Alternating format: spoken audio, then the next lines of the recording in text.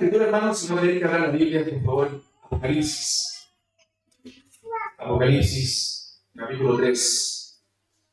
Pastor Juan mencionaba algo acerca de la iglesia militante y la iglesia triunfante. La iglesia hoy milita en este mundo. La iglesia hoy tiene adversidades en este mundo. No estamos exentos de problemas, de dificultades. Cuando analizamos nuestra vida de manera personal, nosotros vemos las dificultades que conlleva vivir la vida cristiana. Nosotros allá en la iglesia de San Carlos, recientemente, que a todos le manda muchos saludos, recientemente tuvimos un problema con una profesora.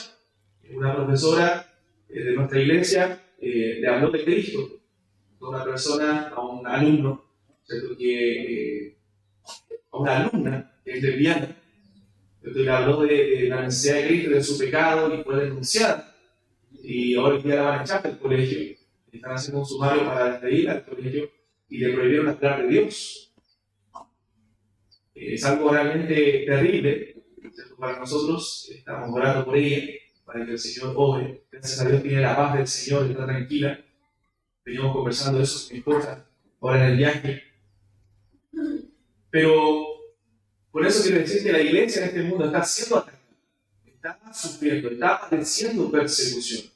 Estamos militando en un mundo que el Dios de este siglo, dice la Biblia, es el diablo. Estamos padeciendo pruebas. Pero un día, ¿cierto? La iglesia será la iglesia triunfante, cuando ya no habrá dolor, cuando ya no habrá sufrimiento, sino que estemos, el pueblo de Dios, reunidos por nuestro Señor, alabándole y glorificándole por siempre. Un día todo eso se acabará. Pero en este mundo, ¿cierto? Padeceremos pruebas, padeceremos dificultades, padeceremos debilidades. Y el que hoy día ustedes puedan ordenar diáconos a la obra del Señor a la iglesia, es un regalo de Dios, es una muestra del amor de Dios hacia la iglesia, en medio de las dificultades que la iglesia siempre padece. Entonces vamos a orar al Señor y luego leer Apocalipsis capítulo 3, versículo 7 al verso 13. Oremos. Amado Dios, queremos darle gracias por su infinito amor, Señor, y su misericordia. Gracias, Padre, porque usted nos amó, como nosotros, Señor, no lo merecíamos. Porque usted nos buscó, Señor, cuando nosotros no le buscábamos. Porque usted nos dio vida, Señor, cuando estamos muertos en delitos y pecados. Porque usted, cuando estábamos bajo la potestad de las tinieblas, nos trasladó por el puro afecto de su voluntad al reino de su amado Hijo. Oh Señor, queremos alabarle y darle gloria por su santa iglesia. Porque, Padre, somos un solo pueblo. A pesar de que hay diferentes iglesias locales, Señor, somos una sola iglesia. La iglesia de Cristo, la cual Él ganó por su propia sangre. Señor, queremos pedirte que tú bendigas esta congregación, bendigas a mis hermanos, Señor, bendigas a los diáconos que van a ser ordenados, bendigas al pastor Juan, Señor, y derrames tu gracia, derrames la llenura de tu Espíritu Santo sobre esta iglesia, Señor, y que podamos, Padre, como creyentes, vivir para tu gloria, vivir, Señor, gobernado por ti, vivir dirigido por ti, Señor, y militando en este mundo, Señor, con gozo, militando en este mundo con esperanza, sabiendo, Señor, que un día, Señor, estaremos contigo, gozando de ti eternamente, entendiendo que las aflicciones del tiempo presente no se comparan con la gloria que en nosotros ha de manifestarse en ti. Señor, queremos darte gloria, pedir que tu palabra sea viento, Señor, en nuestro corazón. En el nombre de Jesús. Amén. Apocalipsis capítulo 3, vamos a leer desde el versículo 7, hermanos, en adelante. Dice, escribe al ángel de la iglesia en Filadelfia. Esto dice el santo, el verdadero, el que tiene la llave de David, el que abre y ninguno cierra, y cierra y ninguno abre. Yo conozco tus obras. He aquí, he puesto delante de ti una puerta abierta, la cual nadie puede cerrar, porque aunque tienes poca fuerza, has guardado mi palabra y no has negado mi nombre. He aquí yo entrego de la sinagoga de Satanás a los que se dicen ser judíos y no lo son, sino que mienten. Y aquí yo haré que vengan y te pongan a tus pies y reconozcan que yo te he amado. Por cuanto has guardado la palabra de mi paciencia, yo también te guardaré de la hora de la prueba que ha de venir sobre el mundo entero para probar a los que moran sobre la tierra. Y aquí yo vengo pronto, retén lo que tienes para que ninguno tome tu corona. Al que venciere, yo le haré columna en el templo de mi Dios y nunca más saldrá de allá. Y escribiré sobre él el nombre de mi Dios y el nombre de la ciudad de mi Dios, la nueva Jerusalén, la cual desciende del cielo de mi Dios, y mi nombre nuevo. El que tiene oído, oiga lo que el Espíritu dice a las iglesias. Hermanos, nosotros podemos experimentar y ver el amor de Dios hacia nuestras vidas, el amor que Dios tiene por su iglesia. El solo hecho de que nosotros estemos acá hoy día, de que estemos cantando al Señor, de que estemos alabando a Dios, celebrando algo hermoso, que es una relación de hombres al servicio de la iglesia, es realmente una muestra del maravilloso, gran e inmensurable amor del Señor.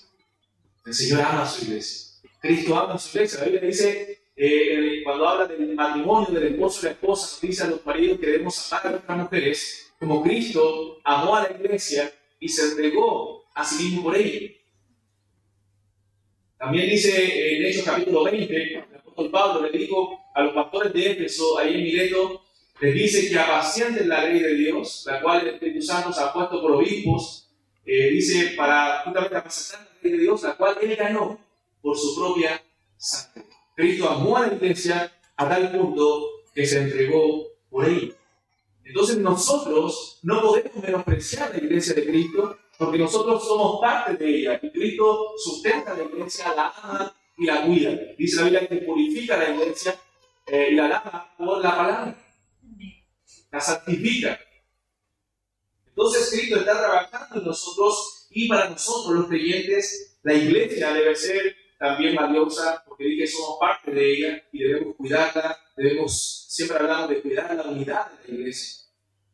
Debemos gozarnos en el amor de nuestro Salvador, en el amor del esposo hacia su esposa. La iglesia debe deleitarse en el amor que Cristo tiene por ella, así como la esposa se deleita en el amor de su esposo. La iglesia debe deleitarse en el amor de Cristo.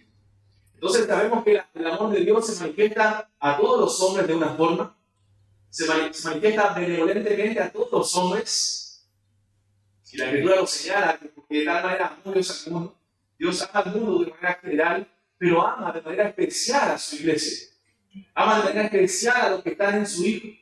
No podemos decir que Dios ama a cada una de las personas por igual, porque hay un amor especial que Dios tiene por sus hijos. Imagino que tú tienes un amor especial, los que son padres, por tus hijos. Un amor único que no tienes por tus niños. El amor de Dios también es especial por los suyos, especialmente por su Hijo Jesucristo. Porque el Padre dijo, ahí cuando Jesús estaba siendo bautizado por Juan, dijo, este es mi Hijo amado, en quien tengo complacencia. El Señor ama a su Hijo Jesucristo y a todos los que estamos en Él. Nosotros estamos tan unidos a Jesucristo. Y cuando el Padre nos mira a su iglesia, ve a su Hijo, que lavó a la iglesia de todos sus pecados. Sigue santificando. En el verso 9 del texto que nosotros leímos, dice que yo quiero que ellos sepan que los he amado a ustedes. O sea, el Señor dice, yo quiero que el mundo sepa cuántos los he amado, cuántos los amo, que ustedes son míos y ustedes son de nadie más. Y Cristo nos compró a precio de sangre. El amor de Cristo hacia su iglesia es un amor especial. Imagínense que llega aquí a la iglesia una carta, ¿cierto?, enviada por el mismo Señor Jesucristo. Eso es lo que pasaba en las iglesias. Si usted lee las cartas de las iglesias de Asia Menor, en Apocalipsis, son cartas enviadas por el Señor Jesucristo hacia las iglesias, donde las examina, donde les dice el estado en que están, el estado real en el cual ellos están, les señala sus necesidades, y le envía una carta a esta iglesia. Imagínense que la enviara acá y nos dijera cuánto el Señor nos ama. Ese amor que para nosotros a veces es incomprensible. Hermanos, el amor de Cristo por su iglesia es un amor especial. Es un amor inmensurable. ¿Recuerdas algunos textos que hablan acerca del amor de Dios? Muchos en la Biblia que nos hablan acerca de ese amor, ¿cierto? Hay uno tan conocido como Juan 3:16, ¿cierto? Y yo creo que todos aquí lo han escuchado, lo conocen. Dice, porque de tal manera amó Dios al mundo que dio a su Hijo unigénito. O sea, la mayor muestra del amor de Dios se ve en la obra preciosa de nuestro Salvador Jesucristo. Romanos 5:8, ¿cierto? Nos dice, Mateo muestra su amor para con nosotros, es que siendo aún pecadores, Cristo murió por nosotros. El creyente comienza a experimentar el amor de Dios en ese momento en que es llamado hijo de Dios, en ese momento en que crees, tú experimentas el amor de Dios. Recuerda 1 Juan 3:1, mirad cuál amor nos ha dado el Padre para que seamos llamados hijos de Dios. Uno de los que más me gusta está en 2 Corintios, capítulo 8, verso 9, que dice, porque ya conocéis la gracia de nuestro Señor Jesucristo, que por amor a vosotros, siendo rico, se hizo pobre, para que vosotros en su pobreza fueseis enriquecidos. Tenemos la riqueza de Cristo porque Él se hizo pobre, porque Él sufrió el castigo de nuestra paz, porque la Escritura nos señala que por su llaga fuimos nosotros curados. Todos nosotros nos descargábamos, todos nosotros andábamos como ovejas dispersas. Dios, Jehová, cargó en Él el pecado de todos nosotros. Cristo ama a su iglesia. La Biblia nos señala, haciendo un poco de teología sistemática, la Escritura nos señala que Dios es amor. ¿Cierto? Y sacamos conclusión también, escuchado ayer esto, que Cristo es Dios, por lo tanto Cristo también es amor. Y Cristo ama a su iglesia. Y se lo está expresando a través de esta carta a la iglesia de Filadelfia. Y en 1 Juan capítulo 4 también nos dice la Escritura que en esto se mostró el amor de Dios para con nosotros, en que Dios envió a su Hijo unigénito al mundo para que vivamos por Él. En esto consiste el amor, no en que nosotros hayamos amado a Dios, sino en que Él nos amó a nosotros y envió a su Hijo en propiciación por nuestros pecados. Y si vamos más abajo, en el capítulo 4, dice que nosotros le amamos a Él. ¿Por qué? Porque Él nos amó primero. ¿Quién nos amó primero? Entonces, desde el Génesis, mis hermanos, vemos a Dios teniendo ese amor especial por su pueblo. Ese amor electivo, ese amor único. Y Dios mostraba ese amor con algunos. Por ejemplo, la Escritura nos señala, en Romanos, citando el Génesis, que a Jacob amé, más a Esaú aborrecí. Dios escogió, ¿cierto?, a Abraham, a Noé antes, escogió a Isaac y no a Ismael, escogió a Jacob y no a Esaú. Y después podemos ver la relación que Dios también tiene con su pueblo Israel. Dice en el libro de Deuteronomio que no por ser nosotros el más grande pueblo, sea amado, sino por ser el más insignificante de todos los pueblos, amó Jehová.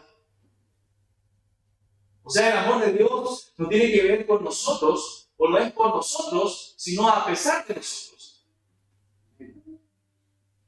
No hay algo en ti que motivó a Dios a amarte. Eso es lo maravilloso, lo que nos lleva a amarle más a Él, a mostrarnos delante de Él, que no hay nada bueno en nosotros que motivó a Dios, sino que fue por su beneplácito, por su pura misericordia. Y eso dice Efesios capítulo 1. Que nos escogió delante de la fundación del mundo, en amor, habiéndonos predestinado para ser adoptados hijos suyos, por el puro afecto de su voluntad y para la alabanza de la gloria de su gracia, por la cual nos hizo aceptos en Él. Entonces el amor nos predestinó. Dice también Tito capítulo 2, quien se dio a sí mismo por nosotros para redimirnos de toda iniquidad y purificar para sí un pueblo propio, celoso de buenas obras. Por eso la iglesia es la novia de Cristo. Por eso la iglesia es la Jerusalén celestial, la nueva Jerusalén, la novia de Cristo, que es el objeto de su amor excluyente. Cristo no ama a otras mujeres, Cristo ama a su esposa, por la cual Él se entregó. Cristo ama a su iglesia y la cuida y la sustenta y tendrá bodas un día con su esposa, con su novio.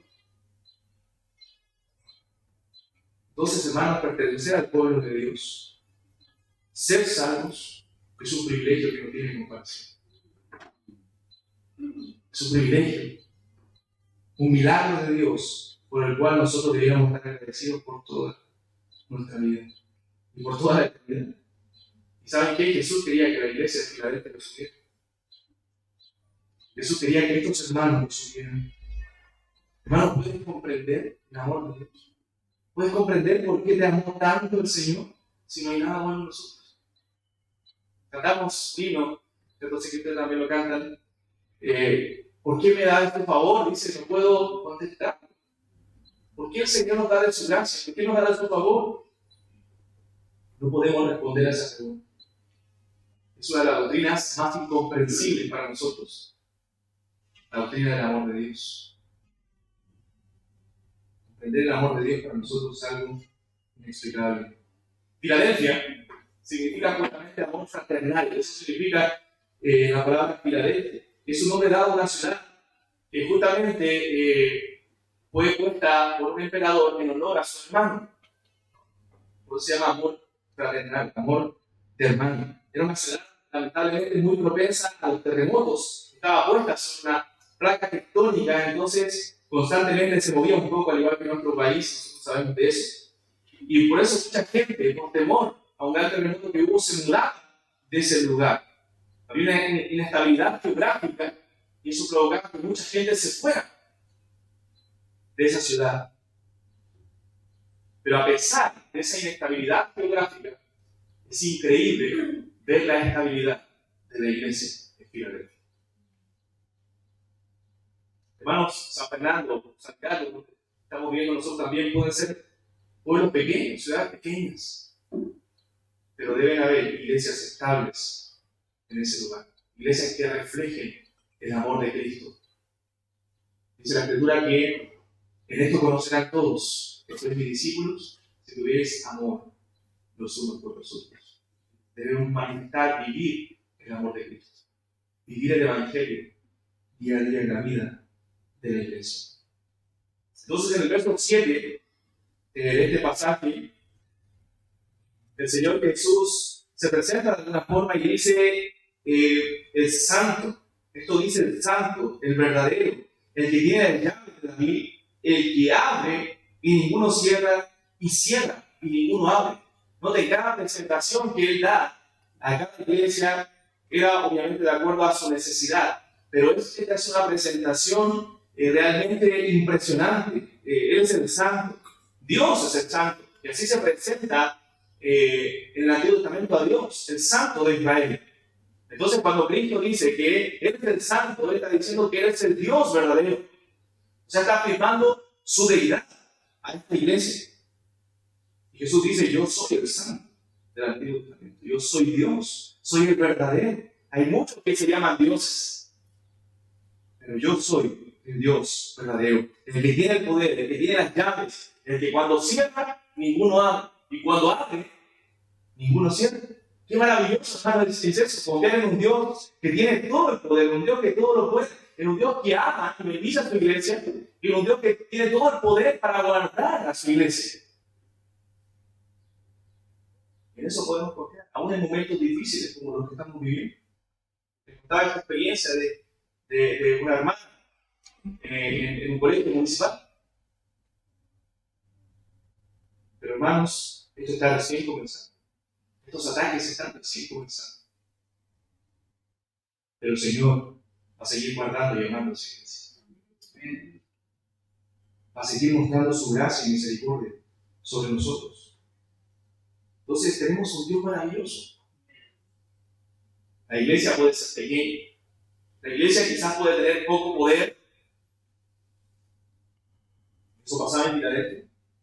Pero tenemos un Dios todopoderoso. Entonces Cristo se presenta como el soberano ante la iglesia. A veces tenemos temores. Todavía en estas cosas, estos problemas sociales, problemas laborales, problemas económicos, problemas emocionales, problemas familiares, y comenzamos a tener miedo, a sentir inseguridad, a sentir duda. Pero eso es lo normal en nosotros. Pero el Señor nos dice que Él es el que, cuando Él abre, ninguno cierra. Y cuando Él cierra, ninguno abre. O sea, Él tiene todo el poder. En Él podemos confiar, hermanos, en momentos difíciles de nuestra vida. Entonces hay tantas promesas en el libro.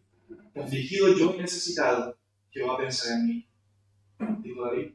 Joven fui y he envejecido, y no he visto justo desamparado ni su descendencia que mendigue pan. Clama a mí y yo te responderé, te enseñaré cosas grandes y ocultas que tú no conoces. Tú guardarás en completa paz aquel cuyo pensamiento en ti persevere, porque en ti hay confianza. Echa sobre Jehová tu carga y él te sustentará, no te estará para siempre caído al punto. En el día que temo, yo en ti confío. Bendeciré a Jehová en todo tiempo, su alabanza estará contigo en mi boca. En Jehová se gloriará mi alma, oirá a los mansos y salir acá. Busqué a Jehová, dice el verso 4, y él me oyó y me libró de todos mis temores. Acercaos a Dios y él se acercará a vosotros. Entonces hay promesas, hermano, de la palabra de Dios que nos alientan, que llenan el corazón de la iglesia de fuerza nuevamente para seguir adelante. Entonces que nuestro corazón no despegue, que nuestro corazón no olvide el gran amor de Dios que tiene por su pueblo. Dios te ama. Es una verdad bíblica, es una verdad. No porque tú lo merezcas, no porque tú hayas hecho algo, no por tus obras, no porque eres bueno, sino por pura misericordia. Por pura misericordia. ¿Y saben qué? Dentro de los atributos de Dios, ¿cierto? Vemos que Dios es inmutable y su amor es inmutable. Su amor no cambia.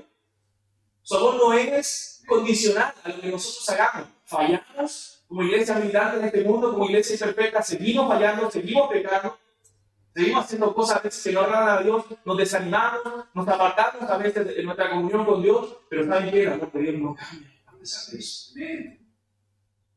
Eso es un aliciente, es algo que nos motiva a levantarnos nuevamente, porque 7 veces cae justo y vuelve a levantarse. Vuelve a levantarse. El amor de Dios es entregado. Tu salvación no fue por obras tuyas. Y tu santificación no depende de ti. Aunque Dios te manda a ser santo, Él es el que completa la buena obra en nosotros. Entonces, hermanos, es maravilloso confiar en nuestro gran y poderoso Dios. En este Dios que se presenta como aquel que abre puertas que nadie puede cerrar. Cuando Dios cerró el arca, ya no había esperanza. Moisés, Noé, había predicado por mucho tiempo. Nadie creyó. Había esperanza mientras la puerta estaba abierta. Pero cuando la puerta se cerró, ya no hay esperanza. Entonces tiene las llaves para bendecir a su pueblo. Entonces se presenta a Él como el que tiene autoridad. Porque el Padre se la dio a nuestro Señor Jesucristo. Él le dio todas las cosas a Él y le dio un nombre que es sobre todo nombre, para que en ese nombre se doble toda rodilla.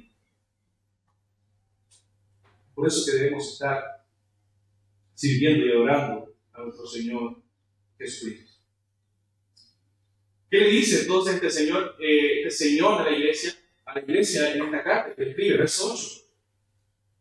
Verso 8 en adelante dice: yo conozco tus obras. El Señor no conoce absolutamente todo, hermano. Él sabe que estamos pensando en este momento. Él sabe lo que hay en lo profundo de nuestro corazón. Él nos conoce más de lo que nosotros mismos nos conocemos. ¿Recuerdan ese famoso versículo que engañoso es el corazón, más que todas las cosas y perverso? ¿Quién lo conocerá? Es la pregunta, y la respuesta es yo, Jehová, que escudriño la mente y pruebo el corazón. El Señor conoce aún lo más profundo de nuestros pensamientos. Por eso el salmista dijo en el Salmo 139: examíname, oh Dios. Nosotros muchas veces, y este es un examen de Cristo a la iglesia, es un examen totalmente verdadero. Nosotros podemos decir: yo creo, vengo de visitar la iglesia, yo creo que la iglesia está en esta condición, pero mi examen puede ser equivocado, erróneo. Pero cuando Dios nos examina, eso es certero. Entonces, este examen debían tomarlo en serio la iglesia. Debían tomarlo en serio. La Biblia dice: examíname, Dios, y conoce mi corazón, pruébame, y ve si hay en mi camino de perversidad, guíame por el camino eterno. Cuando nos examinamos nosotros, creemos siempre que estamos bien. Siempre sacamos a veces resultados positivos. Pero debemos examinarnos siempre a la luz de la palabra de Dios. ¿Qué es lo que Dios dice de nosotros? ¿Cómo Dios dice que nosotros estamos? ¿Recuerdan una de las iglesias que El Señor le dice, tú dices que eres rico. Estamos en una ciudad muy adinerada. Pero le dice, tú dices que eres rico, pero no sabes que eres un pobre, ciego, desventurado, desnudo. O sea, ustedes creen que son de esa forma. Ustedes creen que están bien. Pero yo les digo, ¿cómo es? Pobre, ciego, desventurado. Entonces el Señor le dice, yo conozco tus obras. Y aquí he puesto delante de ti una puerta abierta, la cual nadie puede cerrar. Porque aunque tienes poca fuerza, has guardado mi palabra y no has negado mi nombre. Y aquí yo entrego de la sinagoga de Satanás a los que se dicen ser judíos y no lo son, sino que mienten. Y aquí yo haré que vengan y se postren a tus pies y reconozcan que yo te he amado. Por cuanto has guardado la palabra de paciencia, yo también te guardaré de la hora de la prueba, que ha de venir sobre el mundo entero, para probar a los que moran sobre la tierra. Entonces, el diagnóstico es completamente positivo. Cuando el Señor le dice a la iglesia que tiene poca fuerza, no está haciendo un mal diagnóstico, sino está hablando de una realidad de la iglesia, pero dos iglesias realmente son las que tienen un examen más positivo que las otras 5 iglesias. Pero esta quizás es la iglesia mejor diagnosticada por el Señor. A diferencia de las iglesias, pero tengo algo contra ti, le dice el Señor a Éfeso, recuerdan que has perdido tu buen amor. A otra, pero por cuanto eres tibio, y no frío ni caliente, te vomitaré de mi boca. Siempre tenía algo que decirles a las otras iglesias, pero esta iglesia es solamente un diagnóstico positivo. Hermanos, no era una iglesia, no era una iglesia grande, estaba en una ciudad llena de terremotos, recuerdan que les mencioné, entonces muchos se iban de la ciudad, no era una iglesia que estaba con muchos miembros. El verso 8 nos dice que tiene poca fuerza, solo un poco de poder, o sea, les dice que son débiles. Probablemente una iglesia de pocas personas, producto de que mucha gente se había ido. Pero el Señor, a esta iglesia que tenía poca fuerza, les dice cosas muy positivas. La puerta abierta que tenía el Señor. Le habla también de la oposición de los judíos y lo que iba a hacer con eso. Y también de la fidelidad con que ellos habían actuado en medio de pruebas y persecuciones. Yo conozco tus obras. Yo conozco tus obras. Yo conozco lo que has hecho. Yo conozco lo que has soportado. Normalmente en medio de la dificultad nosotros decimos, nadie me puede entender, no puede entender, lo tiene que estar en esa parte. El Señor lo conoce. El Señor conoce tus debilidades. El Señor conoce tus problemas. El Señor conoce tu corazón. Él lo conoce. Conoce incluso nuestras enfermedades, que a veces nos aquejan. Y hermano, a veces incluso esas enfermedades físicas nos afectan espiritualmente. El Señor sabe. Sabe que somos una iglesia militante. Una iglesia que muchas veces sufre en este mundo. Entonces, no es importante solamente conservar esa doctrina, sino también vivir fieles al Señor. De hecho, una sana doctrina debería llevarte a una fidelidad de vida. El Señor le dice a la iglesia de Éfeso, yo conozco tus obras, tu trabajo, tu paciencia, que no soportas los males, que sabes distinguir de los que son y no son, los que son falsos y los que no son. Pero igual algo había pasado, habían dejado de ver a Dios en lo más alto, de que Dios sea tu gran y único amor. Habían dejado su pasión por el Señor. Entonces, hermano, Él conoce nuestro corazón, Él conoce el corazón de la iglesia. Él sabe cómo tú y yo estamos realmente. Siempre que nos saludamos, ¿cierto? Y yo no me veía hace mucho tiempo con muchos hermanos a mi medio, quizás, y al saludar, ¿cómo estamos? Bien, hermano, muy bien, gracias al Señor. Pero el Señor conoce. No estoy condenando que esté bien, sino que el Señor realmente conoce nuestro corazón. A veces a la gente estamos bien, pero a veces no estamos tan bien. A lo mejor estamos tristes. A lo mejor estamos desanimados. A lo mejor estamos en pecado. A lo mejor estamos mal espiritualmente. No sé, pero el Señor lo sabe. Él conoce nuestro corazón. Él conoce nuestras obras también. Si en medio del dolor hemos permanecido fieles. Porque dice la Biblia en Hebreos 6:10 que Dios no es injusto para olvidar la obra de amor que habéis mostrado hace 2 años. No es injusto para olvidar la obra que habéis mostrado por amor a su nombre, habiendo servido a los santos y sirviéndoles aún.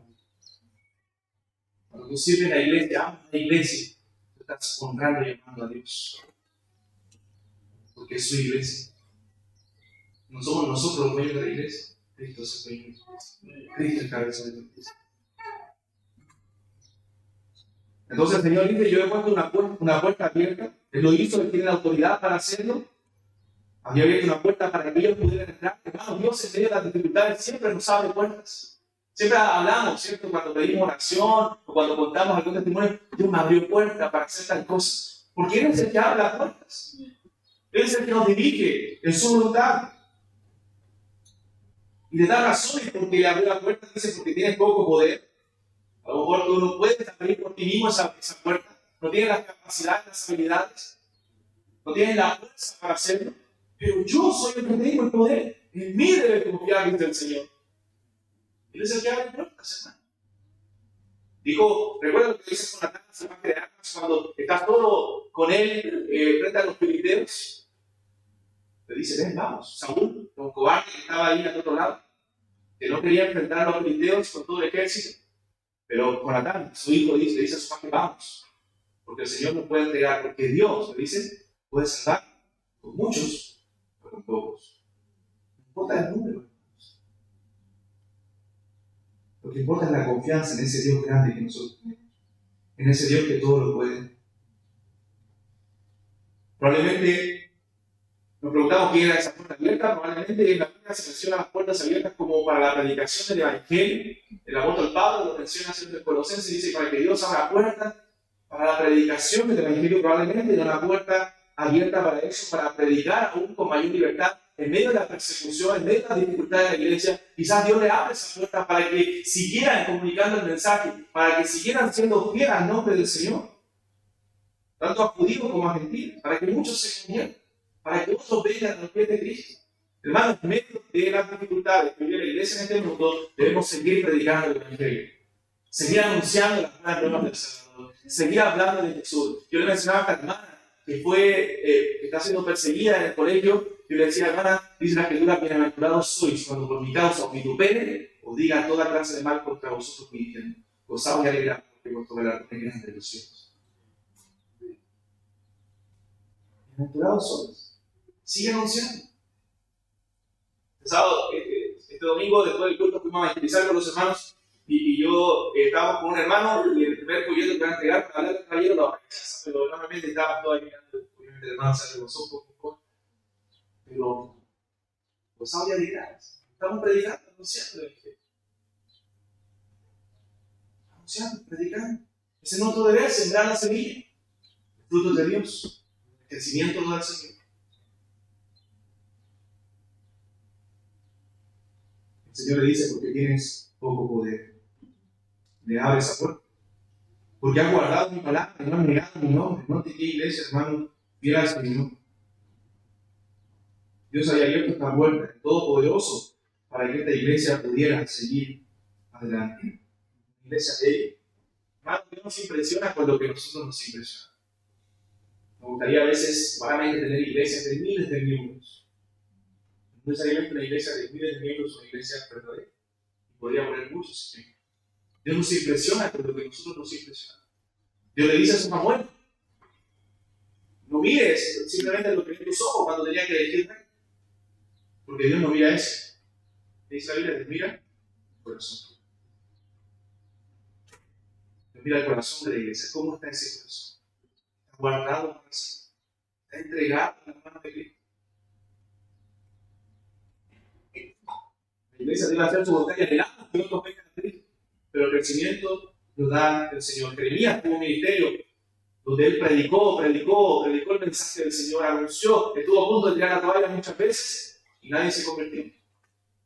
Porque el éxito no se mide por el número, el éxito se mide por la fidelidad al Señor. Hay algunos que les tocan ministerios prósperos. Y gloria a Dios por eso. Porque cosechan de la siembra. Y otros le toca solamente el sembrado, lo duro del trabajo. Usted no ve que esa actitud. Pero ¿Qué nos llama el Señor? A ser fieles. Ya sea nos toque sembrar o nos toque cosechar. Nos toque trabajar la tierra para recibir los frutos. Entonces debemos ser fieles al Señor. Entonces Dios escoge lo vil, lo menospreciable, lo débil del mundo para demostrar los sabios, para que su nombre reciba gloria. No importa cuántas fuerzas tenemos, sino cuánto confiamos en el poder de Dios.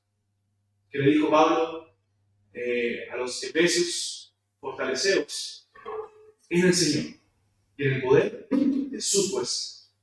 La fuente del poder está en Dios y no en nosotros. No fortalécete en tu fuerza interior, fortalécete en el Señor. Toma fuerza en el Señor. Esfuérzate, le dice en 2 Timoteo a Timoteo, en la gracia que es en Cristo Jesús. ¿Cuál es la fuente del poder? ¿Cuál es la fuente de la fortaleza? La gracia de Dios, hermanos. La gracia de Dios. No nuestras capacidades. Y gloria a Dios por eso, porque no depende de nosotros.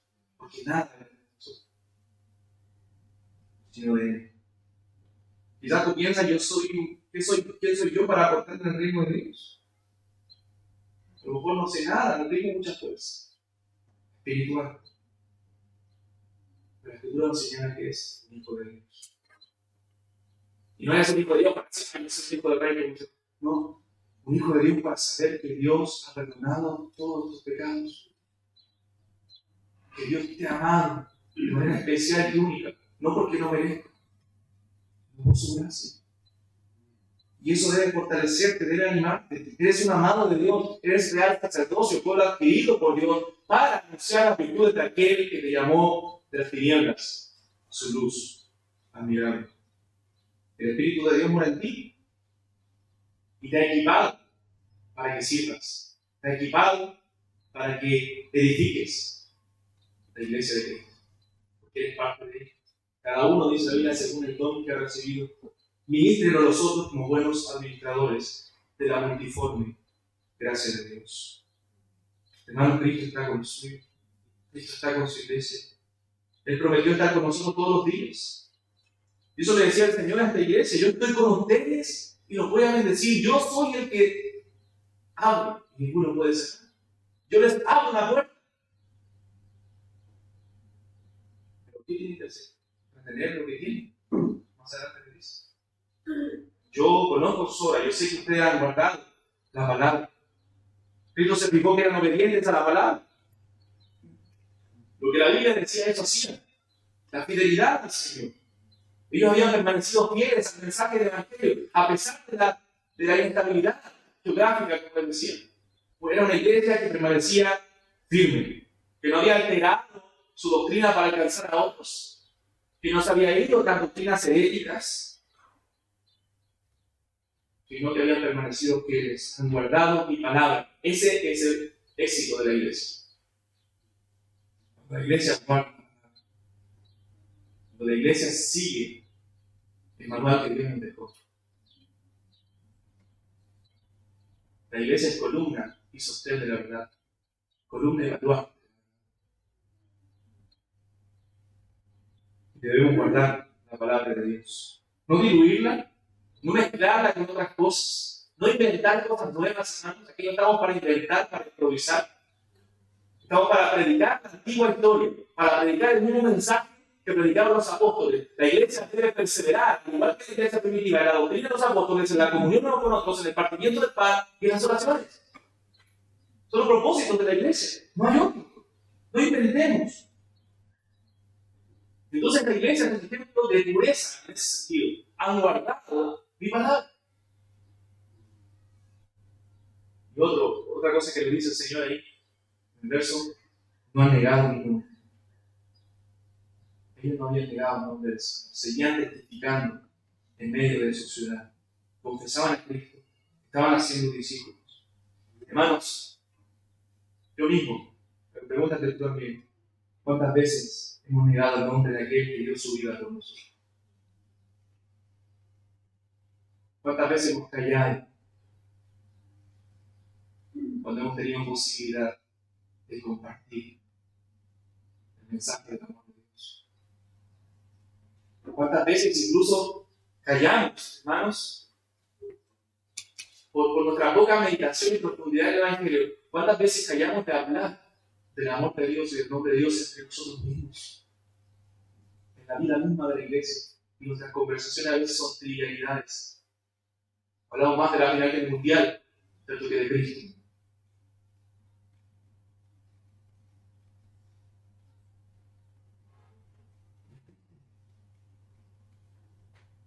Pero dijimos que el Señor nos ama con un amor inalterable. Verso 9.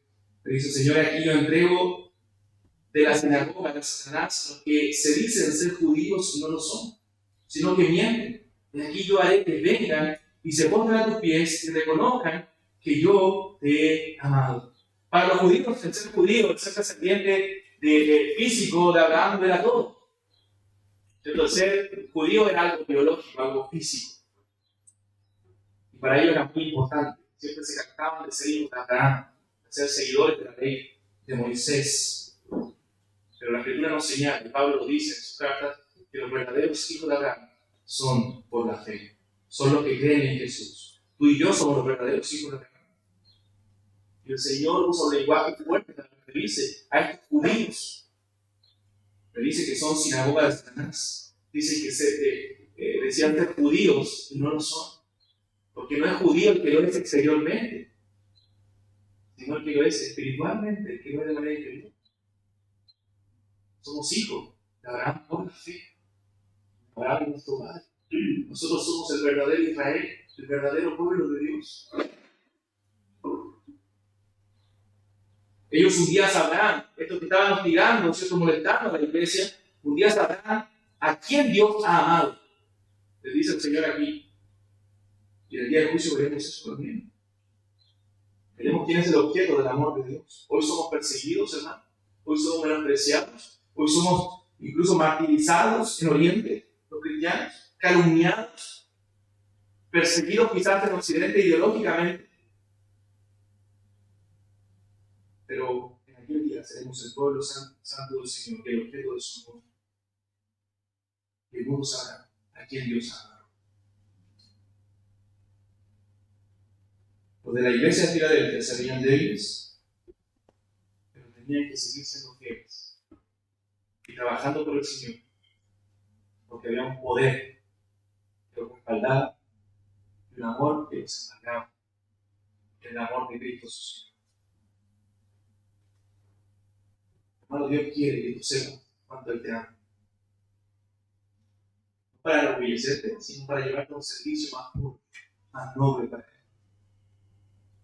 El apóstol Pablo, después de 40 años de convertido, en 1 Timoteo, él dice: yo antes era un blasfemo, un perseguidor, un injuriador, pero lo hice por ignorancia e incredulidad, pero fui recibido a misericordia. Él recordaba ese amor que el Señor había tenido para con él, recordaba, ¿cierto?, esa gracia asombrosa y maravillosa que lo alcanzó un día cuando él lo buscaba, cuando él iba a perseguir cristianos, y el Señor salió a su encuentro para salvarlo. Es algo que nosotros no podemos olvidar. Porque en ese momento nos resplandeció la luz del Evangelio de Cristo. En ese momento conocimos el amor de Dios. También Dios valora en el verso 10, hermanos, la fidelidad con que había actuado en medio de las pruebas y persecución. Dice: por cuanto has guardado la palabra de paciencia, yo también te guardaré de la hora de la prueba que ha de venir sobre el mundo entero para probar a los que moran sobre la tierra. ¿Cuál era esa prueba que había de venir? No lo sabemos. Pero probablemente era algo que pronto iba a venir, iba a acontecer, pero el Señor siempre en medio de las dificultades va a guardar a su iglesia. En medio de las persecuciones, de las tribulaciones, Dios los va a guardar, y aquí Dios vuelve a recalcar su fidelidad.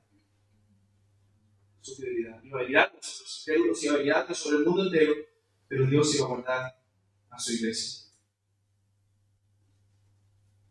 Satanás tiene su marca, la marca de sobre los que no creen. El Señor tiene su marca sobre los suyos y los guarda. Él tiene el sello del Espíritu Santo sobre nosotros, hermanos. Los moradores de este mundo adoran a la bestia. sirven a Babilonia, pero los que son del Señor adoran al Cordero. La nueva Jerusalén un día será vestida, ataviada, como la esposa del Cordero, descenderá del cielo a estar con su Señor por siempre. Y ahora está siendo adornada, está siendo preparada, está siendo santificada para ese día. Y el Señor nos librará del juicio final, de las pruebas. Hermanos, nosotros sufrimos con esperanza. Si te toca sufrir, este mundo sufre con esperanza, porque un día todo eso se acabará. Porque está la guerra ganada, hermano. Porque las aflicciones, como decía Rato, que tenemos presentes no se comparan con la gloria que nosotros ha de manifestarse. Un día vendrá el Señor y enjugará toda lágrima, todo dolor, se terminará. Toda aflicción, toda lucha contra nosotros mismos, luchamos día a día con nosotros mismos. ¿Cierto? Con nuestros propios desánimos, a veces nos levantamos y desanimamos, no pasa nada. ¿Por qué no quiero leer la Biblia? Bueno, aún eso se acaba. La lucha termina. Verso 11. Dice aquí: yo vengo pronto. Promesa del Señor. Esperamos su venida. Deseamos su venida. Retén lo que tienes para que ninguno tome tu corona. Retén firme lo que tienes. Todas las cosas buenas que el Señor mencionó, reténlas, le dice el Señor. Ellos eran responsables por lo que tenían. Debían asegurarse de mantener lo que les había sido enseñado, de vivirlo, de practicarlo. La iglesia había sido fiel, pero el Señor debía advertirles que debían mantenerlo, debían retenerlo, para que ninguno tome.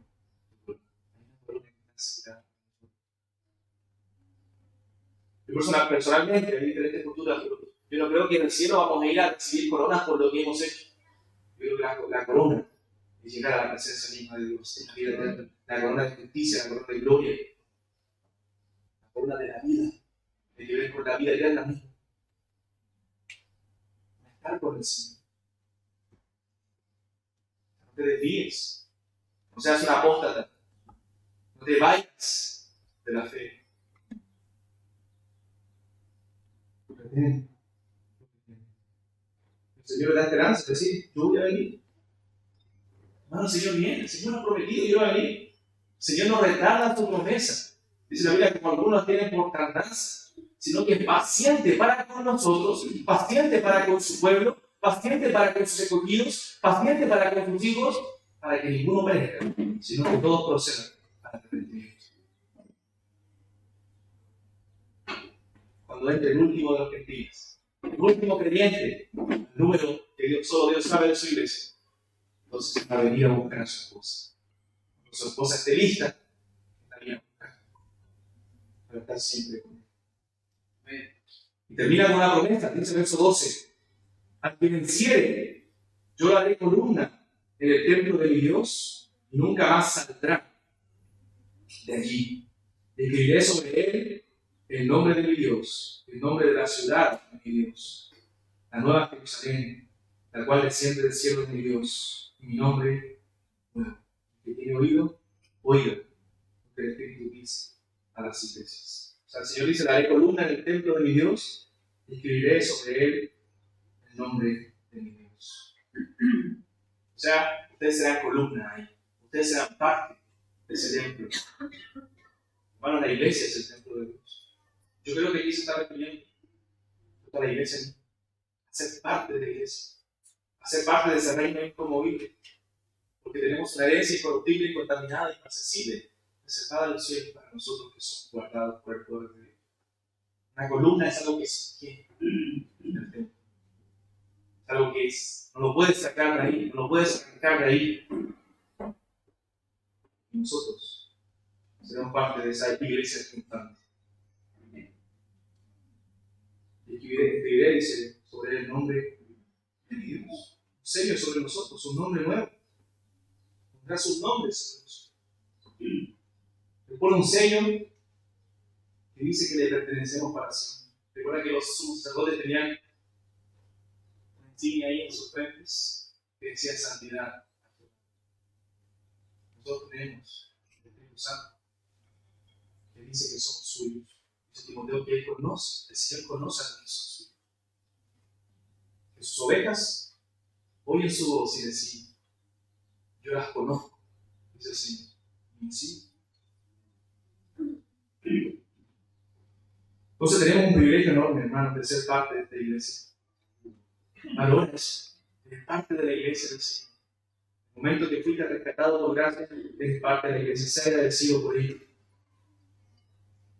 Hermanos, es más real que estamos en Cristo de lo que estamos en San Fernando. Estamos unidos a Cristo. Unidos de tal forma que dice la Biblia que nosotros estamos en Cristo y Él en nosotros. Es una unión inseparable. Que Pablo nos señala de esta forma: que nada nos puede separar del amor de Cristo, ni lo alto, ni lo profundo, ni lo presente, ni lo porvenir, ni ángeles, ni principados, ni potestades, ni ninguna otra cosa creada, ni podrá separar del amor de Dios, que es en Cristo Jesús, Señor. Nada te puede separar de Cristo, ni tu propio pecado. Y eso es alentador. Entonces, debemos dar gloria a Dios por ese amor inclusivo, por estar en Cristo, en esa unión inseparable y vital con Él. La iglesia tenía puertas abiertas. Debemos pensar también nosotros en las puertas abiertas que el Señor nos ha dado para seguir creciendo, para el avance del Evangelio. Lo que vamos a ver hoy día, ¿cierto? Estos dones hombres que Dios ha dado a la iglesia son una puerta del Señor para el servicio, para que la iglesia crezca. Pero yo y el Señor que lo hagan con esa responsabilidad de que están sirviendo a Dios, sirviendo a los santos. Es un regalo del Señor, es una puerta. Hermanos, no sirve una mega iglesia con un mini Cristo y un mini Evangelio. Pero sí una mini iglesia. Gran Dios, un poderoso Señor. No te preocupes tanto si son 20, 30, 50, 60, 1000 personas. Preocúpate y trabaja porque tu iglesia se adquiera al Señor y a su palabra. Y el Señor hace tanto. El Señor añade porque han de ser santos. Entonces tenemos un Dios grande, hermanos. Pero ese cuidamos. Entonces, te dice ahí el Señor: el nombre de la ciudad de mi Dios, la nueva Jerusalén, la cual desciende del cielo de mi Dios, y mi nombre. Algunos creen que la nueva Jerusalén, siempre saben que en Apocalipsis hay interpretaciones.